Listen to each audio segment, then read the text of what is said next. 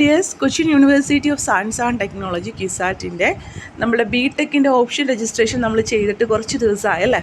നമുക്കിത് അധികം താമസിയാതെ തന്നെ അലോട്ട്മെൻറ്റ് വരും. അപ്പോൾ അലോട്ട്മെൻറ്റ് വന്നു കഴിഞ്ഞാൽ എന്താണ് ചെയ്യേണ്ടതെന്നാണ് നമ്മൾ ഈ വീഡിയോയിൽ പറയുന്നത് കേട്ടോ. അപ്പോൾ നമ്മൾ പറഞ്ഞു വരുന്നത് 2023 വരെയുള്ള കാര്യങ്ങളാണ്. ചിലപ്പോൾ 24 ഇങ്ങനെ തന്നെയായിരിക്കും, വലിയ വ്യത്യാസങ്ങളൊന്നും ഉണ്ടാവാനുള്ള സാധ്യതയില്ല. പക്ഷേ നമ്മൾ അലോട്ട്മെൻറ്റ് വന്നു കഴിഞ്ഞാൽ അതിലുള്ള ഇൻസ്ട്രക്ഷനാണ് നമ്മൾ ചെയ്യേണ്ടത് കേട്ടോ. അപ്പോൾ അതിനായിട്ട് നമ്മളുടെ പ്രൊഫൈൽ ഇൻസ്ട്രക്ഷൻ ഉണ്ടാവും, വെബ്സൈറ്റിൽ ഇൻസ്ട്രക്ഷൻ പറയും, മെയിലും ഒന്ന് നിങ്ങൾ നോക്കിയേക്കാം കേട്ടോ. അപ്പോൾ നമുക്കൊരു അലോട്ട്മെൻറ്റ് കിട്ടിയോ ഇല്ലേ എന്നുള്ളത് നമ്മൾ എങ്ങനെ അറിയും? ലോഗിൻ ചെയ്ത് നോക്കുമ്പോൾ നമുക്ക് അറിയാൻ പറ്റും നമുക്ക് ഒരു അലോട്ട്മെൻറ്റ് ഉണ്ടോ ഇല്ലേ എന്നുള്ളത്. ഇനി അലോട്ട്മെൻറ്റ് കിട്ടിയാലും കിട്ടിയില്ലെങ്കിലും നമ്മൾ എത്രാമത്തെ പൊസിഷനിലാണ് നമ്മൾ കൊടുത്ത ഓപ്ഷനിൽ നിൽക്കുന്നതെന്ന് നമ്മൾ കാണിക്കും. ഇപ്പോൾ നമ്മൾ ആദ്യം തന്നെ ഇലക്ട്രോണിക്സ് ആൻഡ് കമ്മ്യൂണിക്കേഷനാണ് കൊടുത്തതെങ്കിൽ നമ്മൾ ക്യാറ്റ് റാങ്ക് വരുമ്പോൾ നമ്മൾ എത്രാമതാണ് നിൽക്കുന്നത്, നമുക്ക് ഏതെങ്കിലും റിസർവേഷൻ ഉണ്ടെങ്കിൽ, കമ്മ്യൂണൽ റിസർവേഷനോ അല്ലെങ്കിൽ ഏതെങ്കിലും റിസർവേഷൻ ഉണ്ടെങ്കിൽ അതിലെത്രാമത്തെ സ്ഥാനത്താണ് നമ്മൾ നിൽക്കുന്നതെന്നും കാണിക്കും. അതായത് ഇപ്പോൾ ഞാനൊരു LCC കാറ്റഗറിപ്പെട്ട കുട്ടിയാണ്. അപ്പോൾ എൻ്റെ ക്യാറ്റ് റാങ്കിൽ എൻ്റെ വെയിറ്റിംഗ് കാണിക്കുന്നത് ഒരു 25ആണ്. പക്ഷേ കാറ്റഗറി, അതായത് LCC കാറ്റഗറിയിൽ ഞാൻ ചിലപ്പോൾ ഒരു 15ആമതായിരിക്കും കാണിക്കുന്നത്. അപ്പോൾ അതിൻ്റെ അർത്ഥം ക്യാറ്റ് റാങ്കിൽ 25 പേര് കഴിഞ്ഞിട്ട് വേണം എനിക്ക്, അല്ലെങ്കിൽ 24 പേര് കഴിഞ്ഞിട്ട് വേണം എനിക്ക് കിട്ടാനായിട്ട്. എൻ്റെ റിസർവേഷനിലാണെങ്കിൽ ഈ 15 പേര് കഴിഞ്ഞിട്ട് വേണം, LCC കാറ്റഗറിയിലുള്ള 15 പേര് അല്ലെങ്കിൽ 14 പേര് കഴിഞ്ഞിട്ട് വേണം 15ആമത് ഞാൻ വരാനായിട്ട് എന്നുള്ളതാണ്. അപ്പോൾ ആ ഒരു വെയിറ്റിംഗ് പൊസിഷൻ അല്ലെങ്കിൽ ഒരു വെയിറ്റിംഗ് ഇതും കൂടി അവിടെ സാധാരണ കാണിക്കാറുണ്ട് കേട്ടോ. ഇനി അലോട്ട്മെൻറ്റ് കിട്ടിക്കഴിഞ്ഞാൽ നമ്മൾക്ക് അവിടെ ആ അലോട്ട്മെൻറ്റ് കൺഫേം ചെയ്യാനുണ്ട്. നമുക്ക് ആ അലോട്ട്മെൻറ്റ് വേണോ വേണ്ടേ എന്നുള്ളൊരു കൺഫർമേഷൻ ബട്ടൺ അവിടെ വരാറുണ്ട്. അപ്പോൾ അത് നിങ്ങളുടെ ആൻസർ അനുസരിച്ചിട്ട് എന്താണോ അവിടെ ഇനി ഞാൻ പറയുന്ന നേരത്തെ പറഞ്ഞല്ലോ 2023 വരെ അങ്ങനെയായിരുന്നു. 24 എന്താണെന്നുള്ളത് നിങ്ങളവിടെ നോക്കുക കേട്ടോ. യൂണിവേഴ്സിറ്റി നിങ്ങളോട് എന്താണ് നിങ്ങളുടെ പ്രൊഫൈലിലൂടെ ആവശ്യപ്പെടുന്നതെന്നുള്ളത് നോക്കിയിട്ട് അതിൻ്റെ നിങ്ങളുടെ ആൻസർ എന്താണോ അതാണ് അവിടെ കൊടുക്കേണ്ടത് കേട്ടോ. അപ്പോൾ അങ്ങനെ നമ്മളിപ്പോൾ കൺഫേമാണ് വരുന്നതെങ്കിൽ കൺഫേമാണ് നിങ്ങൾ ചെയ്യുന്നതെങ്കിൽ കൺഫേം കൊടുത്തു കഴിയുമ്പോൾ നമ്മൾക്ക് ഫീസ് അടയ്ക്കാനുള്ള ഒരു ലിങ്ക് അവൈലബിൾ ആക്കി തരും. കിസാറ്റ് നിങ്ങൾക്ക് അറിയാമല്ലോ, നേരിട്ടൊന്നും പോയി ഫീസ് അടയ്ക്കേണ്ട, നമുക്ക് ഓൺലൈൻ പേയ്മെൻറ്റ് ചെയ്യാം. നെറ്റ് ബാങ്കിങ്ങോ കാർഡുകൾ ഉപയോഗിച്ചിട്ടോ UPI എങ്ങനെ വേണമെങ്കിലും ചെയ്യാവുന്നതാണ്. ശ്രദ്ധിച്ചൊന്ന് ചെയ്താൽ മതി കേട്ടോ. അപ്പോൾ അങ്ങനെ ചെയ്യാം. അപ്പം നമുക്ക് അലോട്ട്മെൻറ്റ് വരുമ്പോൾ തന്നെ നമുക്കൊരു ഡേറ്റ് പറഞ്ഞിട്ടുണ്ടാവും, ഇത്രാം തീയതി വരെയും നിങ്ങൾക്ക് ഫീസ് അടക്കാം. അപ്പോൾ അലോട്ട്മെൻറ്റ് കിട്ടി അന്ന് തന്നെ ഫീസ് അടക്കണം എന്നില്ല, ആ ഒരു ഡേറ്റ് എന്ന് വരെയാണ് എന്നുള്ളത് നോക്കുക. ആ ഒരു ദിവസത്തിനുള്ളിൽ ആ ഫീസ് അടച്ചാൽ മതി. ഓക്കെ, എന്നിട്ട് ഫീസ് അടച്ചു കഴിയുമ്പോൾ അവിടെ നമ്മൾ നോക്കണം ആ സ്റ്റാറ്റസ് മാറുന്നുണ്ടോ, താൽക്കാലികമായിട്ട് നമ്മളെ അലോട്ട് ചെയ്തിരിക്കുന്നു എന്നുള്ളത് അവിടെ ഇംഗ്ലീഷിൽ കാണിച്ചിട്ടുണ്ടാവും. ഓക്കെ, അപ്പോൾ അതായത് ഫീസ് അടച്ച് ഉടനെ തന്നെ കാണിക്കണം എന്നില്ല. ചിലപ്പോൾ നമ്മൾ നെറ്റ് ബാങ്കിങ് ഒക്കെ ആണെങ്കിൽ ചിലപ്പോൾ 2 മണിക്കൂർ പിടിക്കും, അല്ലെങ്കിൽ ആ ഒരു സോഫ്റ്റ്വെയർ എന്തെങ്കിലും ഒരു കാരണങ്ങൾ കൊണ്ട് ഉടനെ തന്നെ അവിടെ ആ സ്റ്റാറ്റസ് മാറണം എന്നില്ല. അപ്പോൾ അതൊന്ന് നിങ്ങൾ നോക്കുക, ലാസ്റ്റ് ഡേറ്റിന് മുമ്പായിട്ട് ഫീസ് അടച്ച് കഴിഞ്ഞിട്ട് ആ ഒരു സ്റ്റാറ്റസ് അവിടെ മാറുന്നുണ്ടോ, ടെമ്പററി അപ്രൂവ്ഡ് അല്ലെങ്കിൽ അലോട്ടഡ് എന്നോ അങ്ങനെ എന്തെങ്കിലും അവിടെ കാണിക്കുന്നുണ്ടോ എന്നുള്ളത് നോക്കി മനസ്സിലാക്കണം. അങ്ങനെ ഇല്ലെങ്കിൽ നിങ്ങൾ കിസാറ്റായിട്ട് കോൺടാക്ട് ചെയ്യണം. ഫീസ് അടച്ചിട്ടും അങ്ങനെ കാണിക്കുന്നില്ല എങ്കിൽ കേട്ടോ, ലാസ്റ്റ് ഡേറ്റിന് മുമ്പ് അങ്ങനെ അത് ചെയ്യണം. ഇനി ഫീസ് എത്രയാണെന്നുള്ളത് അവിടെ കാണിക്കില്ല. ഫീസ് എത്രയാണെന്നുള്ളത് നിങ്ങളുടെ കോഴ്സ് അനുസരിച്ചിട്ട്, ബിടെക് ഏത് മെറിറ്റാണ്, ഇപ്പോൾ സ്റ്റേറ്റ് മെറിറ്റ് ആണെങ്കിൽ സ്റ്റേറ്റ് മെറിറ്റിൻ്റെ ഫീസ്, ഓൾ ഇന്ത്യ മെറിറ്റ് ആണെങ്കിൽ ഓൾ ഇന്ത്യ മെറിറ്റിൻ്റെ ഫീസ്, എന്നുവെച്ചാൽ അത് നമ്മൾ അടച്ച് വരുമ്പോൾ ആ ഒരു ഫീസ് അവിടെ കാണിക്കും. പക്ഷെ നമുക്ക് അടയ്ക്കാനായിട്ട് ആ ഒരു എമൗണ്ട് എത്രയാണെന്നുള്ളത് അറിയാനായിട്ട് നിങ്ങൾ പ്രോസ്പെക്ടസോ അല്ലെങ്കിൽ വെബ്സൈറ്റിൽ നമ്മളുടെ ഫീസ് സ്ട്രക്ചർ കിടക്കുന്നുണ്ട്. അപ്പോൾ സ്റ്റേറ്റ് മെറിറ്റ് ആണെങ്കിൽ സ്റ്റേറ്റ് മെറിറ്റിൻ്റെ ഫീസ് ആ കോഴ്സിന്, ഒട്ടുമിക്ക ബിടെക് കോഴ്സ് സ്റ്റേറ്റ് മെറിറ്റും ഓൾ ഇന്ത്യ മെറിറ്റും NRI ഒക്കെ സെയിം ആണ്. ചില കോഴ്സുകൾക്ക് നമുക്ക് ഫീസ് വ്യത്യാസമുണ്ട്, ചിലത് സാധാരണ കോഴ്സിനെക്കാട്ടിയും കുറവായിരിക്കും. അപ്പോൾ ആ ഒരു ഫീസ് എത്രയാണെന്ന് നോക്കിയിട്ട് ആ ഒരു എമൗണ്ടാണ് നിങ്ങൾ ഓൺലൈൻ പേയ്മെൻറ്റ് ചെയ്യേണ്ടത് കേട്ടോ.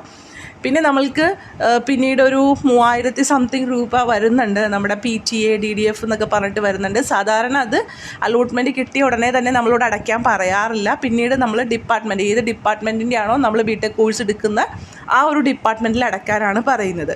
അപ്പോൾ സാധാരണ നമുക്ക് ട്യൂഷൻ ഫീസ് ആ ഒരു കാര്യങ്ങളൊക്കെയാണ് അതിൽ വരുന്നുള്ളൂ. അപ്പോൾ അത് നോക്കിയിട്ട് ആ ട്യൂഷൻ ഫീസ് നിങ്ങൾ എത്രയെന്നുള്ളത് ഫീസ് സ്ട്രക്ചറിൽ നോക്കിയിട്ട് ഇത്ര പൈസ നമ്മളൊരു കണക്കാക്കി വെക്കണമല്ലോ, അതുകൊണ്ട് പറയുന്നതാണ്. എന്നിട്ട് ആ ഒരു എമൗണ്ട് അടച്ചു കഴിയുമ്പോൾ സ്റ്റാറ്റസ് മാറുന്നുണ്ടോ എന്നുള്ളത് നോക്കുക കേട്ടോ. സാധാരണ നമുക്ക് അലോട്ട്മെൻറ്റ് വന്നു കഴിയുമ്പോൾ അതിനോടൊപ്പം തന്നെ നമുക്ക് ഓപ്ഷൻസ് വേണമെങ്കിൽ റീഅറേഞ്ച് ചെയ്യാനൊരു ഇത് തരാറുണ്ട്. അപ്പോൾ ആ ഒരു ടൈമിൽ ഉണ്ടോ എന്നുള്ളത് അല്ലെങ്കിൽ സാധിക്കുന്നുണ്ടോ എന്നുള്ളത് നിങ്ങൾ തന്നെ പ്രൊഫൈലിലൊന്ന് നോക്കിയാൽ മതി. അങ്ങനെ നമുക്ക് ഓപ്ഷൻസ് എന്തെങ്കിലും ചേഞ്ച് വരുത്തണോ എന്നുള്ളത്.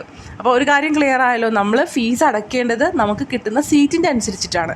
സ്റ്റേറ്റ് മെറിറ്റ് ആണോ, ഓൾ ഇന്ത്യ മെറിറ്റ് ആണോ, അല്ലെങ്കിൽ CGW ആണോ. ഇപ്പോൾ CGW ആണെങ്കിൽ ഓൾ ഇന്ത്യ മെറിറ്റ് ആണെങ്കിലും സാധാരണ സെയിം ഫീസാണ് ഇതുവരെ വന്നേക്കുന്നത്. ഈ വർഷം വളരെയധികം ഫീസ് കുറച്ച് കൂടി വന്നിട്ടുണ്ട്. അപ്പോൾ ആ ഒരു ഫീസ് സ്ട്രക്ചർ നോക്കിയിട്ട് നിങ്ങൾ ആ ഒരു എമൗണ്ട് അടയ്ക്കുക. NRI ആണെങ്കിൽ NRIയുടെ എമൗണ്ട് അടയ്ക്കുക. പിന്നെ SC ST കാൻഡിഡേറ്റ്സിന് എപ്പോഴും ഒരു 1500 മാത്രമേ അടയ്ക്കാനായിട്ട് വരാറുള്ളൂ. ഫീ കൺസെഷൻ, ഗവൺമെൻറ് ഫീ കൺസെഷൻ കൊടുക്കുന്ന കാറ്റഗറിക്ക്, അത് നിങ്ങൾക്കറിയാമല്ലോ. അപ്പോൾ അത് ആ ഒരു എമൗണ്ട് മാത്രമാണ് നിങ്ങൾക്ക് വരാറുള്ളൂ. അത് മാത്രം അടച്ചാൽ മതിയാവും കേട്ടോ. നേരത്തെ പറഞ്ഞ പോലെ നമുക്ക് സാധാരണ ഇത് കൂടാതെ ഒരു 3050 ഒക്കെയാണ് വരുന്നത്, PTA DDF എന്നൊക്കെ പറഞ്ഞിട്ട്. ആ ഒരു എമൗണ്ട് നിങ്ങൾ പിന്നീടാണ് ഡിപ്പാർട്ട്മെൻറ്റിൽ അടയ്ക്കാനായിട്ട് നമ്മൾ സർട്ടിഫിക്കറ്റ് വെരിഫിക്കേഷനൊക്കെ വിളിക്കുമ്പോൾ അത് ഞാൻ പറയാം. സർട്ടിഫിക്കറ്റ് വെരിഫിക്കേഷൻ്റെ കാര്യം കൂടി ഇതിൽ തന്നെ പറയാം. അപ്പോൾ നമുക്ക് അലോട്ട്മെൻറ്റ് കിട്ടിയല്ലോ, അപ്പോൾ ആ ഫീസ് അടക്കുക, സ്റ്റാറ്റസ് മാറുന്നുണ്ടോ എന്ന് നോക്കാം. ഒരു കാര്യം നിങ്ങൾ ഓർക്കുക, നിങ്ങളിപ്പോൾ ക്യുസാറ്റ് നമ്മൾ കീമിലാണെങ്കിൽ നമ്മുടെ സർട്ടിഫിക്കറ്റൊക്കെ നമ്മൾ അപ്ലോഡ് ചെയ്തിട്ടുണ്ട്. അത് എൻട്രൻസ് കമ്മീഷണർ വെരിഫൈ ചെയ്തിട്ടാണ് നമുക്ക് ആ റിസർവേഷൻ തരുന്നത്. ഇപ്പോൾ നമ്മൾ കുറച്ച് കഴിയുമ്പോൾ കീമിൽ നമ്മളോട് ഒരു മെമ്മോ ഒക്കെ വരും അല്ലേ. നിങ്ങൾക്കിപ്പോൾ മനസ്സിലായിട്ടുണ്ടാവും, കുറേ വീഡിയോസൊക്കെ കണ്ടുമ്പോൾ നിങ്ങൾക്ക് അറിയാൻ പറ്റിയിട്ടുണ്ടാവും.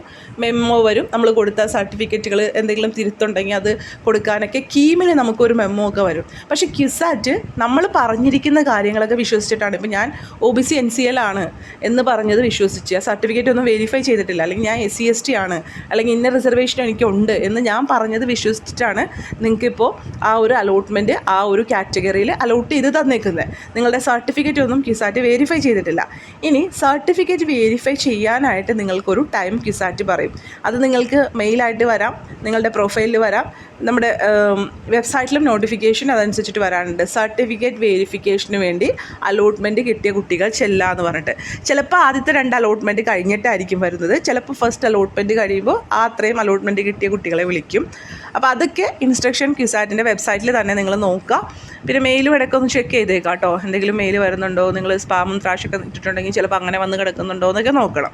ഓക്കെ, അപ്പോൾ ആ ഒരു ഞാൻ പറഞ്ഞു വന്നത് ഇതാണ്, നമ്മളുടെ റിസർവേഷനൊക്കെ നമ്മൾ ക്യുസാറ്റ് നമ്മളെ വിശ്വസിച്ചിട്ടാണ് നമുക്ക് അലോട്ട് ചെയ്ത് തരുന്നത്. അപ്പോൾ സർട്ടിഫിക്കറ്റ് വെരിഫിക്കേഷന് വേണ്ടി നമ്മൾ ചെല്ലുമ്പോൾ ആ ഒരു സർട്ടിഫിക്കറ്റിൽ എന്തെങ്കിലും മിസ്മാച്ച് ഉണ്ടെങ്കിൽ, അല്ലെങ്കിൽ നമ്മൾ പറഞ്ഞിരിക്കുന്ന സർട്ടിഫിക്കറ്റ് എല്ലാം ഹാജരാക്കുന്നതെന്നുണ്ടെങ്കിലൊക്കെ നമ്മുടെ അഡ്മിഷൻ ക്യാൻസലായി പോകും കേട്ടോ. അപ്പോൾ നിങ്ങൾ ഫീസ് അടച്ചിട്ടുണ്ട് എന്ന് പറഞ്ഞിട്ട് നിങ്ങളുടെ അഡ്മിഷൻ ഉറപ്പാകുന്നില്ല. എപ്പോഴും നമ്മുടെ അഡ്മിഷൻ ഉറപ്പാകുന്നത് നമ്മുടെ സർട്ടിഫിക്കറ്റ് വെരിഫൈ ചെയ്ത് ഈ ആൾ ഇതിന് ആപ്റ്റാണ് എന്ന് നോക്കിയിട്ടാണ് നമുക്ക് അഡ്മിഷൻ ഉറപ്പാകുന്നത്. അപ്പോൾ നമ്മുടെ മിക്കവാറും ആ ഒരു ടൈമിലായിരിക്കും നമ്മളോട് നേരത്തെ ഞാൻ പറഞ്ഞില്ലേ PTA DDF ഫണ്ട് അടയ്ക്കുന്ന കാര്യം പറഞ്ഞില്ലേ, അപ്പോൾ ആ ഒരു ഇത് അടയ്ക്കുക. അപ്പോൾ സർട്ടിഫിക്കറ്റുകൾ നമ്മളെല്ലാത്തിൻ്റെയും ഇപ്പോൾ 10th തുടങ്ങി 10th 12th TC CC പിന്നെ കമ്മ്യൂണൽ റിസർവേഷൻ അതിൻ്റെ എല്ലാം തന്നെ ഒറിജിനലും 2 കോപ്പീസും 2 ഫോട്ടോ. അത് ആ ഒരു ടൈമിൽ അലോട്ട്മെൻറ്റ് വരുമ്പോൾ നിങ്ങൾക്ക് ഇൻസ്ട്രക്ഷൻ ഉണ്ടാവും എന്തൊക്കെ സർട്ടിഫിക്കറ്റാണ് വേണ്ടതെന്നുള്ളത്. അപ്പോൾ അഡ്മിറ്റ് കാർഡൊക്കെ വേണമെങ്കിൽ ഒന്ന് തപ്പി വെച്ചേക്ക് കേട്ടോ. നിങ്ങൾ ക്യുസാറ്റിൻ്റെ അഡ്മിറ്റ് കാർഡ് ഉണ്ടോയെന്നൊന്ന് നോക്കിയിട്ട് അതൊക്കെ ഒന്ന് എടുത്ത് വെച്ചേക്ക്. ചിലപ്പോൾ നിങ്ങളുടെ അടുത്ത് അഡ്മിറ്റ് കാർഡ് ചോദിക്കും, ഉള്ളവർ അത് കൊണ്ടുപോവുക, അതൊരു സർട്ടിഫിക്കറ്റായിട്ട് പറയാറുണ്ട്. പിന്നെ ആധാർ കാർഡും ഒന്ന് എടുത്ത് വെച്ചേക്കാം, ചിലപ്പോൾ ആധാർ കാർഡ് നിങ്ങളുടെ അടുത്ത് ചോദിക്കാം. അപ്പോൾ അതൊക്കെ ഒന്ന് കരുതി വെച്ചേക്കാം കേട്ടോ. അപ്പോൾ ഞാൻ പറഞ്ഞല്ലോ സർട്ടിഫിക്കറ്റ് ഏതൊക്കെയാണ് വേണ്ടതെന്നുള്ളത് അലോട്ട്മെൻറ്റ് വരുമ്പോൾ ഇൻസ്ട്രക്ഷൻ വരുമ്പോൾ അതിൻ്റെ കൂടെ ഉണ്ടാവും. അല്ലെങ്കിൽ സർട്ടിഫിക്കറ്റ് വെരിഫിക്കേഷൻ്റെ സമയത്ത് ഇൻസ്ട്രക്ഷൻ വരുമ്പോൾ ആ ഒരു ടൈമിൽ ഏതൊക്കെ സർട്ടിഫിക്കറ്റുകളാണ് വേണ്ടതെന്ന് പറഞ്ഞിട്ടുണ്ടാവും കേട്ടോ. അപ്പോൾ പറയുന്ന സർട്ടിഫിക്കറ്റുകളും അതിൻ്റെ 2 കോപ്പീസും ഫോട്ടോയും നിങ്ങൾ കൊണ്ടുവരണം സർട്ടിഫിക്കറ്റ് വെരിഫിക്കേഷന് വേണ്ടി ടൈം പറയുമ്പോൾ. എന്നിട്ടാണ് നമ്മുടെ അലോട്ട്മെൻറ്റ് കംപ്ലീറ്റ് ആവുന്നത്. അപ്പോൾ ആദ്യത്തെ അലോട്ട്മെൻറ്റ് വന്നു, അതിൽ നമ്മൾക്ക് ഇന്ന ഡേറ്റ് വരെ ഫീസ് അടക്കാമെന്ന് പറഞ്ഞിട്ടൊരു ഡേറ്റ് തരും. ആ സമയത്ത് ഫീസ് അടക്കുക. ഡേറ്റ് കഴിയുന്നതിന് മുമ്പ് ഫീസ് അടച്ചവർ ഒന്നും കൂടി ലോഗിൻ ചെയ്ത് നോക്കണം ആ സ്റ്റാറ്റസ് മാറിയിട്ടുണ്ടോ എന്നുള്ളത് കേട്ടോ. പിന്നെ നമുക്ക് സെക്കൻഡ് അലോട്ട്മെൻറ്റ് വരുമ്പോഴും ഇതുപോലെ തന്നെയാണ്. ചിലപ്പോൾ ഫസ്റ്റ് അലോട്ട്മെൻറ്റ് കിട്ടിയവർക്ക് പുതിയൊരു കോഴ്സിലേക്ക് അലോട്ട്മെൻറ്റ് വന്നിട്ടുണ്ടാവാം, അല്ലെങ്കിൽ പുതിയൊരു സീറ്റിലേക്ക് അലോട്ട്മെൻറ്റ് വന്നിട്ടുണ്ടാവാം. അപ്പോൾ അങ്ങനെയുള്ളവർ കൂടുതൽ ഫീസ് ഉണ്ടെങ്കിൽ ആ ഫീസ് അടക്കുക. കുറഞ്ഞ ഫീസാണെങ്കിൽ നിങ്ങൾക്കത് ക്യുസാറ്റ് പിന്നീട് റീഫണ്ട് ചെയ്ത് തരും, കുഴപ്പമില്ല. കൂടുതൽ ഫീസ് ഉണ്ടെങ്കിൽ സെക്കൻഡ് അലോട്ട്മെൻറ്റ് വരുമ്പോൾ ചേഞ്ച് ഉണ്ടെങ്കിൽ അതടക്കുക. അപ്പോഴും ഈ പ്രൊസീജിയർ ആവർത്തിക്കുക കേട്ടോ. ഇനി അതല്ല, നിങ്ങൾക്ക് ആദ്യമായിട്ടാണ് ഒരു സെക്കൻഡ് അലോട്ട്മെൻറ്റിലാണ് ഒരു സീറ്റ് കിട്ടിയേക്കണമെങ്കിൽ അവർ ഇപ്പം നമ്മൾ നേരത്തെ പറഞ്ഞില്ലേ ആ കാര്യങ്ങൾ, ആ സെക്കൻഡ് അലോട്ട്മെൻറ്റ് വരുമ്പോഴും നിങ്ങൾക്ക് ഫീസ് അടക്കാനായിട്ട് ഒരു 2-3 ദിവസം തരാറുണ്ട്. 2 ദിവസമെങ്കിലും എന്തായാലും ഉണ്ടാവും. ആ ഒരു ടൈമിൽ നിങ്ങൾ ഫീസ് അടച്ച് ഈ പറഞ്ഞ കാര്യങ്ങളൊക്കെ ഓക്കെ ആക്കിയാൽ മതി കേട്ടോ. 2 അലോട്ട്മെൻറ്റുകൾ കഴിഞ്ഞ് പിന്നെ ഇപ്പോൾ നമ്മൾ കീമിൻ്റെയൊക്കെ ആ ഒരു റാങ്ക് ലിസ്റ്റ് പബ്ലിഷ് ചെയ്ത് അതിൻ്റെ കാര്യങ്ങൾ അതാണ് കുറച്ച് താമസം വരുന്നത്. പക്ഷേ അത് ഇനി എനിക്ക് തോന്നണില്ല. അപ്പോൾ എന്തായാലും നിങ്ങളൊന്ന് വെയിറ്റ് ചെയ്യുക. ബിടെക് അലോട്ട്മെൻറ്റ് അധികം താമസിയാതെ തന്നെ ഉണ്ടാവും. അപ്പോൾ 2 അലോട്ട്മെൻറ്റ് കഴിഞ്ഞിട്ട് പിന്നീട് 3ാമത്തെ അലോട്ട്മെൻ്റ് ആണോ അല്ലെങ്കിൽ സ്പോട്ടാണോ അല്ലെങ്കിൽ വേറെ ഏതെങ്കിലും രീതിയിലുള്ള അലോട്ട്മെൻറ്റുകളാണോ എന്നൊക്കെ യൂണിവേഴ്സിറ്റി ആ ടൈമിലാണ് തീരുമാനിക്കുന്നത്. അപ്പോൾ അതനുസരിച്ചിട്ടുള്ള ഇൻസ്ട്രക്ഷൻ വെബ്സൈറ്റ് ഉണ്ടാവും. നിങ്ങളോട് പറയാനുള്ളത് ക്യുസാറ്റിൻ്റെ വെബ്സൈറ്റ് ഇപ്പോൾ നമുക്ക് ഇത്തിരി പണിയുള്ള വെബ്സൈറ്റായി വന്നിട്ടുണ്ട്. നല്ലൊരു വെബ്സൈറ്റ് ആയിരുന്നു, നല്ല രീതിയിൽ കാര്യങ്ങൾ നമുക്ക് കാണും മനസ്സിലാക്കാനൊക്കെ പറ്റുന്ന ഒരു വെബ്സൈറ്റ് ആയിരുന്നു അഡ്മിഷൻ്റെ വെബ്സൈറ്റ്. പക്ഷേ ഇപ്പോൾ ഇത്തിരി ചപ്പയവർ പോലെയാണ് എനിക്ക് തോന്നുന്നത്. നമ്മൾ കുറേ നോട്ടിഫിക്കേഷനൊക്കെ കാണാതെ പോകും. അപ്പോൾ അതുകൊണ്ട് നിങ്ങൾ കറക്റ്റായിട്ട് വെബ്സൈറ്റ് നിങ്ങൾ നോക്കണം കേട്ടോ. ഫോണിൽ നോക്കുമ്പോഴാണ്, ലാപ്പിൽ നോക്കുക അല്ലെങ്കിൽ ഇതിൽ നോക്കുമ്പോൾ അത്രയും പ്രശ്നമില്ല. ഫോണിൽ നിങ്ങൾ നോക്കുമ്പോൾ ആ മുക്കും മൂലയൊക്കെ മുകളിലോ താഴെയോ സൈഡിലോ ഒക്കെ വന്ന് കിടക്കണ്ടോ എന്തെങ്കിലും നോട്ടിഫിക്കേഷൻ എന്നൊക്കെ നോക്കണം, സ്പോട്ടൊക്കെ. അപ്പോൾ അതിൻ്റെ കൂടെ പറഞ്ഞേക്കാം, കാരണം ഞാനിത് പറയുന്നത് എന്താ വെച്ചാൽ നിങ്ങൾ വിട്ടു പോകരുത്. ഇപ്പം നമ്മൾ ചിലപ്പോൾ 2 അലോട്ട്മെൻറ്റ് അല്ലെങ്കിൽ കഴിഞ്ഞിട്ട് ഒരു 3ാമത്തെ അലോട്ട്മെൻറ്റ് ഉണ്ടാവാം. ഓക്കെ, നമ്മൾ കീമിൻ്റെ അലോട്ട്മെൻറ്റ് അതിൻ്റെ ഇടയ്ക്കൊക്കെ വരുവാണെങ്കിൽ സീറ്റ് വേക്കൻസി അനുസരിച്ചിട്ട് പിന്നെ അലോട്ട്മെൻറ്റുകൾ ഉണ്ടാവാം. പിന്നെ അതല്ലെങ്കിൽ സ്പോട്ടായിരിക്കും. അപ്പോൾ സ്പോട്ട് വരുന്നതിന് മുമ്പ് ഒരു രജിസ്ട്രേഷൻ വരാറുണ്ട്, സ്പോട്ട് രജിസ്ട്രേഷൻ എന്ന് പറഞ്ഞിട്ടൊരു ലിങ്ക് വരാറുണ്ട്. അപ്പോൾ അത് നമ്മളുടെ പ്രൊഫൈലിലും മെയിലും അതുപോലെ തന്നെ വെബ്സൈറ്റിൽ ഇൻസ്ട്രക്ഷനൊക്കെ ആയിട്ട് വരാറുണ്ട്. അപ്പോൾ നിങ്ങളിത് 3ഉം ചെക്ക് ചെയ്യണം. എവിടെയാണ് വരുന്നതെന്നുള്ളത് നമുക്ക് പറയാൻ പറ്റില്ല.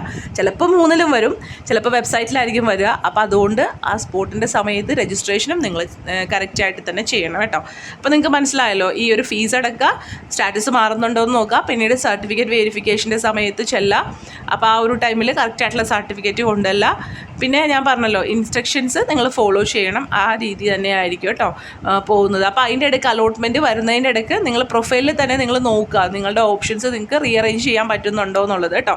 ചിലപ്പോൾ അതിനായിട്ട് സെപ്പറേറ്റ് ഒരു കാര്യം പറയുമൊന്നുമില്ല. നിങ്ങൾക്ക് റീഅറേഞ്ച് ചെയ്യാമെന്ന് പറയുന്നില്ലെങ്കിൽ പോലും നിങ്ങളുടെ പ്രൊഫൈലിൽ നിങ്ങൾക്ക് നോക്കുന്നതിന് കുഴപ്പമില്ല. നിങ്ങൾക്ക് അതൊന്ന് അറേഞ്ച് ചെയ്യാൻ പറ്റുന്നുണ്ടോ എന്ന് നോക്കുക. അറേഞ്ച് ചെയ്യാൻ പറ്റുന്നുണ്ടെങ്കിൽ ആവശ്യമുള്ളവർ മാത്രം വേണമെങ്കിൽ ഓപ്ഷൻസ് മാറ്റി വെക്കുകയോ ഒക്കെ ചെയ്യാം കേട്ടോ. അപ്പോൾ നമ്മളുടെ ഫസ്റ്റ് ഇപ്പോൾ നമ്മൾ 2 അലോട്ട്മെൻറ്റ് സാധാരണ നമ്മൾ വച്ചു കൊടുത്ത ആ ഒരു ഓപ്ഷൻ പരിഗണിക്കും. അപ്പോൾ അതിൻ്റെ ഇടയ്ക്ക് ഇനി എന്തെങ്കിലും വേറെ ഈ ഫസ്റ്റ് അലോട്ട്മെൻറ്റ് കഴിഞ്ഞിട്ട് സെക്കൻഡിൽ പരിഗണിക്കണം എന്നുണ്ടെങ്കിൽ എന്തെങ്കിലും കൺഫർമേഷൻ ഉണ്ടോ അങ്ങനെയുള്ള കാര്യങ്ങളൊക്കെ പറയുന്നുണ്ടോ ക്യുസാറ്റ് അങ്ങനെയൊക്കെ സാധാരണ അങ്ങനെ പറയാറില്ല. പക്ഷെ നിങ്ങൾക്ക് അറിയാലോ, കീം അങ്ങനെ പറയുന്നുണ്ട്. ഫസ്റ്റ് അലോട്ട്മെൻറ്റ് കഴിഞ്ഞിട്ട് സെക്കൻഡ് അലോട്ട്മെൻറ്റിൽ നമ്മൾ പരിഗണിക്കുന്നതിനായിട്ട് നമ്മൾ കുറച്ച് കാര്യങ്ങൾ ചെയ്തു വെക്കുന്നുണ്ട്. പക്ഷേ ക്യുസാറ്റ് അങ്ങനെയൊന്നും പറയാറില്ല. പക്ഷേ നിങ്ങൾ ഫസ്റ്റ് അലോട്ട്മെൻറ്റ് കഴിഞ്ഞു നിങ്ങൾ വെബ്സൈറ്റ് നോക്കണം. അങ്ങനെ എന്തെങ്കിലും ഇൻസ്ട്രക്ഷൻ നിങ്ങൾക്കുണ്ടോ എന്നുള്ളത് പ്രൊഫൈലിലും വെബ്സൈറ്റിലും ഒക്കെ നോക്കണം എന്നാണ് പറയുന്നത് കേട്ടോ. നമ്മുടെ ഒരു ശ്രദ്ധക്കുറവ് കൊണ്ട് നമുക്കൊരു അലോട്ട്മെൻറ്റ് നമുക്ക് എലിജിബിൾ ആയിട്ടും കിട്ടാതെ പോകരുത്. അതുകൊണ്ട് നിങ്ങൾ റെഗുലറായിട്ട് ഏതൊരു അലോട്ട്മെൻറ്റിൽ പാർട്ടിസിപ്പേറ്റ് ചെയ്യുന്നാലും വെബ്സൈറ്റ് നിങ്ങൾ രാവിലെയും വൈകിട്ടും എടുത്ത് നോക്കുക കേട്ടോ. ചിലപ്പോൾ ചില കാര്യങ്ങൾ രാവിലെ ഇട്ടിട്ട് അവർ വൈകിട്ട് വരെ 5 മണി വരെ എന്നുള്ള കാര്യങ്ങളൊക്കെ വരാറുണ്ട്. അപ്പോൾ അതുകൊണ്ട് ഏതൊരു കൗൺസിലിങ്ങിൽ നിങ്ങൾ പങ്കെടുത്താലും അവരുടെ വെബ്സൈറ്റ് നിങ്ങൾ റെഗുലറായിട്ട് രാവിലെ വൈകിട്ട് എന്നുള്ള നിലയ്ക്ക് തന്നെ നോക്കണം. സാധാരണ നമുക്കറിയാലോ, എൻട്രൻസ് കമ്മീഷൻ്റെ വെബ്സൈറ്റ് ആണെങ്കിൽ നമുക്ക് നോട്ടിഫിക്കേഷൻസ് ഒക്കെ വരുന്നത് ചിലപ്പോൾ 12 മണിക്കായിരിക്കും, പറയാൻ പറ്റില്ല. 6 മണി കഴിഞ്ഞിട്ടുള്ള ഏത് ടൈം വേണമെങ്കിലും പ്രതീക്ഷിക്കുക എന്നുള്ളതാണ്. പക്ഷേ ക്യുസാറ്റിൻ്റെയൊക്കെ ആകുമ്പോൾ ചിലപ്പോൾ നമുക്ക് 10 മണി തുടങ്ങി 4 മണി വരെയുള്ള ഏത് ടൈമിലും പ്രതീക്ഷിക്കുക എന്നുള്ളതാണ്. അപ്പോൾ നിങ്ങൾ ആ ഒരു ടൈമൊക്കെ മനസ്സിലാക്കിയിട്ട് നിങ്ങൾ വെബ്സൈറ്റ് റെഗുലറായിട്ട് നോക്കണം കേട്ടോ. വീഡിയോ ഇഷ്ടമെങ്കിൽ ലൈക്ക് ചെയ്യണേ. Stay blessed, take care, thank you.